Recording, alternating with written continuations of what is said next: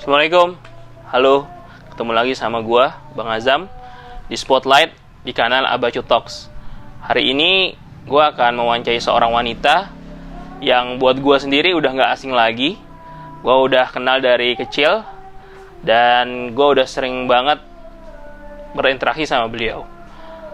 Ibu ini bernama Rosita Komaladewi, yang biasa gua panggil Tita, Tante Ita. Assalamualaikum Tita. Waduh. Waalaikumsalam warahmatullahi wabarakatuh, Bang Azam. Oke, thank you banget nih Tita udah nyediain waktunya kita di kediaman Tita saat ini. Hari ini Azam mau ngobrol-ngobrol nih sama Tita tentang sejarah salah satu sekolah Islam pertama di Jakarta Barat, Abata, yang sebetulnya juga Tita sering cerita nih ke Azam. Kalau boleh, Tita boleh nggak share gitu ya, sejarahnya Abata tuh gimana, kemudian dulu awal berdirinya tuh kenapa gitu ya. Boleh dong Tita cerita nih. Ya, tentunya Tita mau mulai dengan baca Bismillahirrahmanirrahim dulu ya Bang. Oke. Insya Allah mudah-mudahan talking kita hari ini membawa berkah ya. Amin, amin. Bang, soal sekolah Islam terpadu Abata itu adalah label sekolah Abata pertama gitu. Di tahun 2000 ya, tahun 2000 dimulailah sekolah itu berdiri dikarenakan sudah ada bangunannya, alhamdulillah saat itu ya. Kalau mau ditanya soal kenapa atau sejarah berdiri sekolah tersebut ya, Tita dari 5 bersaudara adalah anak ketiga ya. Dari orang tua Papa Tita adalah Pak Haji Idam Khalid dan ibunya Tita Ibu Hajah Merianayawati. Oke, Tita, kalau misalnya di tahun 2000 itu kan udah ada bangunannya tadi kata Tita ya. Alhamdulillah. Itu bangunannya udah besar kayak gitu, kan letaknya juga ada di sebelah rumah Nyai gitu kan. Apakah dulunya itu tanah kosong aja, kemudian dibeli dulu tanahnya, kemudian baru dibangun? Itu ada step-stepnya nggak sih? Dan di tahun 2000 itu kan deket sama tahun 98, which is itu waktu itu habis reformasi gitu kan. Nah itu sebetulnya ada momentum itukah juga sehingga akhirnya wah ini ada momentum, kita perlu nih melakukan sesuatu gitu. Kalau dibilang bangunan langsung ada pastinya enggak ya Bang, karena kan itu berasal dari sebuah tanah kosong yang dipenuhi ilalang. Jadi ada pastinya proses pembangunan dulu gitu ya, ada proses pembangunan. Dan pada saat 2000 itu juga sudah berdiri tiang pancang sehingga kita berani kemudian untuk mempromosikan sebagai cikal bakal sekolah Abata. Artinya ketika dulu dipromosikan tuh masih kosong, masih tiang pancang dong, belum ada fisik bangunannya, belum ada. Masih sekolah ibaratnya dengan memberanikan diri dan yakin bahwa nanti beberapa saat bulan ke depan sekolah itu sudah ada gitu. Jadi Om Dok dulu ceritanya. Om Dok dulu gitu ya. Om dulu halu dulu kali ya bahasa anak muda sekarang gitu kan ya. Nah, jadi itu awal banget tuh ya Bang Azam. Terus kalau ketika Bang Azam tanya ada hubungannya nggak dengan tahun 98 terjadi Krismon, pastinya sih nggak ada. Alhamdulillahnya nggak ada. Tapi lebih kepada berangkat dari semangat Yainya Abang untuk memanfaatkan lahan tersebut menjadi sebuah aktivitas yang produktif, usaha yang sangat memberi manfaat gitu ya. Jadi udah banyak macam tuh yang sempat diwacana-wacanakan, yang jadi konveksi, yang lalu kemudian jadi kolam renang gitu kan. Nah, ketika kemudian Yai, singkat ceritanya, Yai sempat mengalami sakit di mana Yai harus operasi jantung pasang ring waktu itu kalau tidak salah Kemudian Yai mengalami kesembuhan, diskusi lagi tuh sama anak-anaknya semua. Ya akhirnya dalam diskusi, kita biasa diskusi tuh di meja bundar ya, meja makan bundar ya, sehingga banyak sekali ide-ide yang suka kita keluarkan kepada Yai saat itu. Nah akhirnya di antara kita sempat bilang, Yai, cucu-cucunya kan sekolah Islamnya jauh-jauh nih, gitu. Gimana kalau misalnya lahan tersebut kita jadikan sekolah gitu, sehingga cucu-cucu Yai bisa sekolah deh dengan dekat, nyaman, dan konsep Islamnya tuh dapat gitu. Nah, tahun 99 itulah pada gilirannya tercetus membuat sebuah yayasan yang bernama Abacu. Saat itu baru Ayah Bunda Cikal Umat.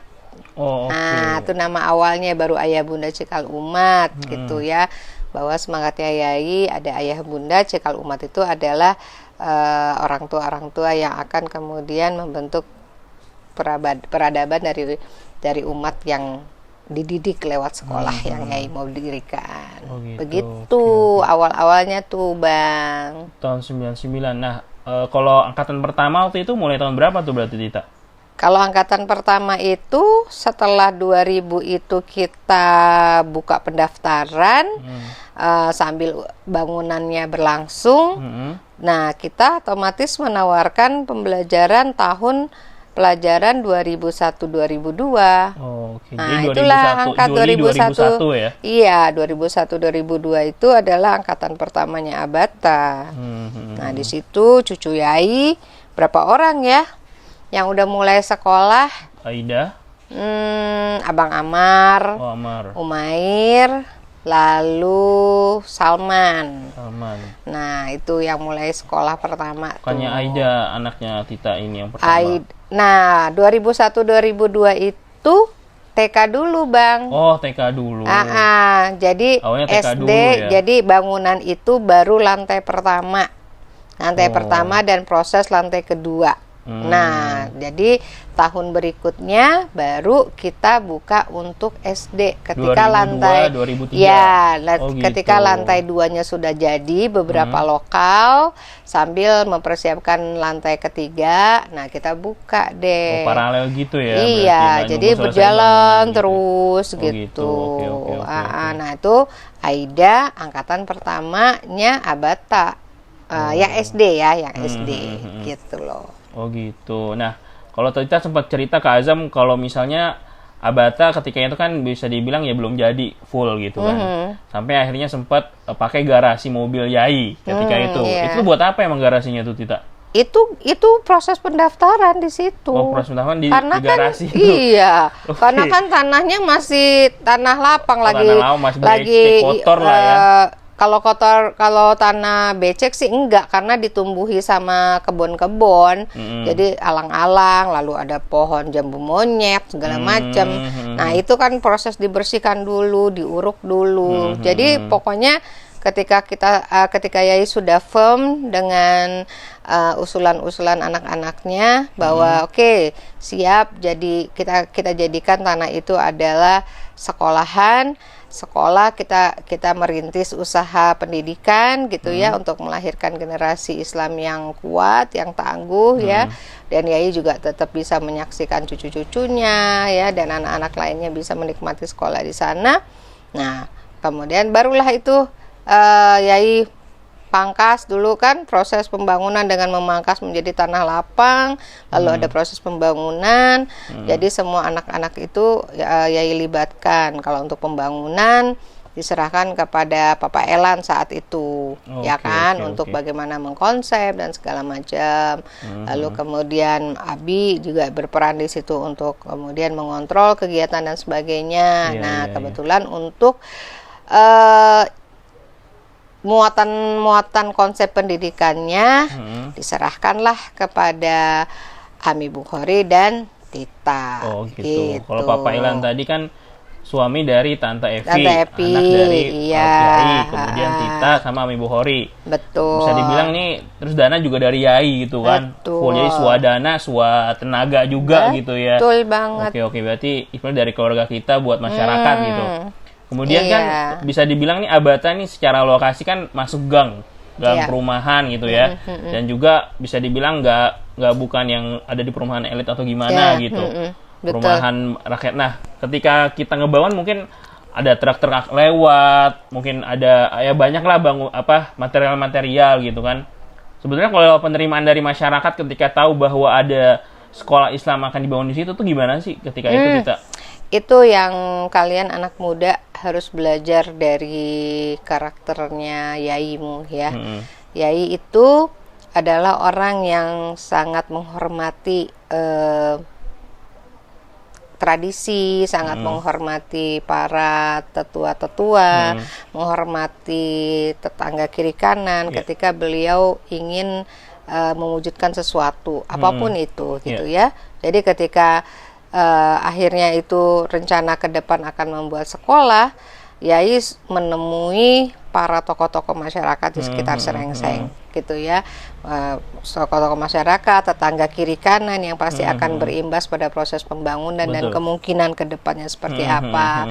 Lalu kemudian Yai anjang sana juga ke lurah sampai ke kecamatan, ke Pak Camat kalau nggak salah saat itu. Pokoknya Yai minta support, Yai minta doa gitu ya, agar niatan dari Yai untuk menjadikan Yayasan Abacu melahirkan sekolah Abata itu bisa diridoi oleh Allah, direstui oleh semuanya gitu ya, sehingga berkah gitu. Nah, itu step awal Yai melakukan hal itu, sampai kemudian Yai pun memikirkan kepentingan masyarakat dengan cara Yai menutup selokan ya, got ya Bang ya, gitu ya, dengan beton, sehingga proses lalu lalang yang di gang sempit itu tidak lagi menjadi sempit, yang tadinya awalnya mobil satu mungkin ya harus bergantian, alhamdulillah jadi bisa 2 mobil lewat gitu ya. Itu salah satu juga yang sepertinya saat itu disyukuri juga oleh penghuni ya, atau warga di Serengseng RW 02 itu, RT 2 RW 2 gitu ya. Nah, kemudian baru deh Yai merasa firm ketika sudah dapat restu dari semuanya, baru dimulai pembangunan. Oh gitu, oke. Alhamdulillah deh. Berarti sudah ada komunikasi yang baik terlebih dahulu ya, ujuk-ujuk tentang kita mungkin punya uang, punya kuasa, langsung main bangun aja. Kemudian Tita, Yai kan almarhum meninggal di tahun 2014 Tita ya. Berarti sudah 13 tahun paling tidak Yai bisa melihat karya nyata di Abata sendiri gitu ya, sudah banyak angkatan-angkatan. Nah, sebetulnya kalau dari Tita ketahui gitu ya, Yai latar belakang kehidupan Yai dari kecil gitu ya sampai kemudian Yai ketika itu dengan Abata itu apa kira-kira nilai-nilai yang Tita lihat gitu ya, yang Yai bangun melalui Abata, yang Yai mungkin ingin wariskan tidak hanya ke anak cucu Yai, tapi juga mungkin aktivitas Abata secara luas gitu, baik gurunya, anak-anak didik di situ, bahkan guru-gurunya gitu. Iya, Yai yang tadi seperti kita bilang, ketika membangun sekolah itu langkah pertama Yai untuk bisa mendapatkan kemudahan-kemudahan ketika beliau ingin mewujudkan niat baiknya gitu ya. Nah, kemudian Yai buat Tita ya, ketika kita sudah sampai pada gilirannya dewasa ya, merasakan betul apa yang diterapkan atau diajarkan oleh Yai semasa kita masih kecil sampai kemudian dewasa, dan pada saat kita berkeluarga itu bisa kita terapkan di keluarga kita. Yaitu Yai adalah orang yang sangat disiplin tuh pertama, ya, orang yang sangat disiplin terhadap waktu. Nah, itu disiplin terhadap waktu. Yai tidak ingin kehilangan momen yang penting lah seperti itu. Jadi kalau kita tuh sudah tahu karakter Yai, ketika kita mau membuat acara atau ada acara harus pergi dan sebagainya, Yai itu pasti mengingatkan harus setengah jam, 1 jam sebelumnya tuh sudah ready gitu. ya. Dan kita juga akhirnya terbentuk tuh Bang saat itu. Pokoknya kalau Yai sudah mengatakan kita mau pergi atau kemudian mau ada acara gitu ya, kita semua setengah jam sudah harus ready gitu loh istilahnya. Untuk menghormati beliau dan juga memahami bahwa itulah adalah prinsip Yai.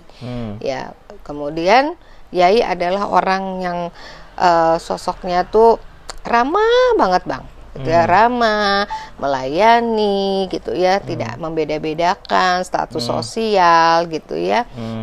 Siapa saja Yai rangkul gitu ya. Nah, itu juga menunjukkan bahwa kita harus menjadi orang yang rendah hati, ya kan? Sebagaimana ajaran Islam. Ya, soal ibadah jangan ditanya lah ya. Walaupun Yai mungkin nggak lulusan pesantren gitu ya dan sebagainya, tapi Yai sangat firm banget kalau anak-anaknya, cucu-cucunya apalagi harus dimatangkan pelajaran agamanya. Nah, apalagi ketika kemudian niatan membuat sekolah Abata sebagai sekolah Islam terpadu. Dulu zaman itu kan memang lagi trendingnya ya sekolah Islam terpadu ya Bang, gitu kan. Nah, jadi ketika itu juga menjadi awal atau sekolah Islam terpadu pertama di Jakarta Barat gitu ya, wah Yai luar biasa gitu ya, luar biasa bersyukurnya, antusiasnya dan kebahagiaannya beliau bahwa nanti di sebelah rumah Yai akan ada sekolah, akan ada keriuh rendahan suara anak-anak ngaji, mereka yang pakai jilbab ya, yang selalu mengucapkan kalimat thayyibah gitu kan, gitu tuh pokoknya Yai support sekali lah seperti itu. Nah, sampai pada gilirannya mungkin di hari ini TK itu kalau tidak salah sudah angkatan 20 ya kan. Lalu kalau yang SD itu sudah angkatan 14 ya kalau tidak salah sekarang itu. Yai itu selalu menyampiri, selalu mengontrol, selalu tiap pagi itu menyapa guru-guru, datengin gitu ya, menyapa, menegur anak-anak gitu ya. Jadi semua tuh akrab sama Yai gitu. Dan apalagi kalau guru-guru merasa ada orang tua yang menaungi mereka gitu ya. Ada yang menyapa mereka, apalagi kalau udah lagi capek atau apa, ntar Yai ada bawa minuman atau bawa makanan gitu ya. Itu kelebihan Yai yang sampai hari ini tuh dikenang oleh semua sivitas Abata gitu ya. Tidak hanya guru, anak-anak, orang tua pun juga demikian gitu ya. Nah, itu sampai kemudian pokoknya ketika kemudian musola itu juga sudah disiapkan pada gini hari ya. Dulu kan Abang kita menggunakan satu kelas untuk ada tempat sholat gitu ya. Pada akhirnya kemudian sudah muridnya cukup banyak gitu ya. Hari Jumat itu Yai bisa sholat bareng-bareng, bisa sama-sama di sana. Bahkan sholat zuhur itu yang juga bagian dari aktivitas selain hari Jumat. Nah, Yai juga ikutan sholat. Nah, di sana Yai biasakan untuk anak-anak berinfak. Jadi melalui tangan Yai selalu menyiapkan uang 1.000 gitu ya, uang 2.000 lembaran atau receh. Pokoknya Yai ajarin tuh anak-anak untuk kemudian mengisi celengan gitu ya, atau kotak-kotak infak saat itu. Luar biasa sekali itu saya. Masya Allah, kalau ditanya bagaimana Yai itu menaungi sekolah Abata ya, terlalu banyak ya Bang kebaikan Yai yang bisa diceritain gitu ya. Dan alhamdulillah mungkin itulah amal jariah Yai yang sampai hari ini terus mengalir sehingga Abata tetap eksis sampai hari ini. Banyak keluarga yayasan yang mungkin di sekolah lain mungkin nggak terjangkau gitu ya, ini sebelah-sebelahan.